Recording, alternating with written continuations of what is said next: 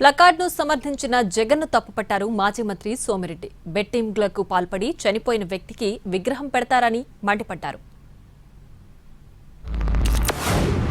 Pushpa cinema డైలాగులు పెట్టినా తప్పే, పుష్ప ఫోటోలు పెట్టినా తప్పే, గడ్డ మిట్టనే తప్పే, గడ్డ మిట్టనే తప్పే.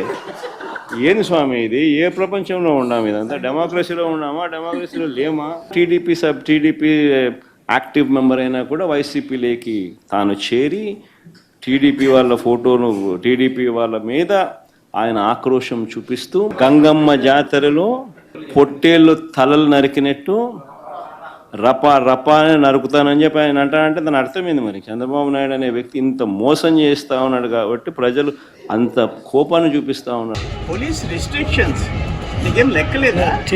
లా అండ్ ఆర్డర్ అవసరం లేదా? అంత బరి తెగించి నువ్వు ప్రదర్శన చేస్తావా? నీ వెనక రౌడీ మూక వాళ్ళు పెట్టిన ప్లే కార్డ్స్ ఏంటి? రఫ ఆడిస్తాం, నరికేస్తాం, తొక్కేస్తాం. నువ్వు అసలు ఒక చీఫ్ మినిస్టర్గా ఎట్టయినా అర్థం కావటంలా. ఇది బీహార్ మేలైపోయింది నీ 5 ఏళ్లలో. నువ్వు ఇంకా అదే రాజ్యం అనుకుంటున్నావు. దాన్ని ఎట్ట మాకు అంటగడతావు? నువ్వు ఎట్ట రెచ్చగొడతావు? ఏంటి ఆ ప్లే కార్డ్స్ ఏంటి? ఆ స్లోగన్లు ఏంటి?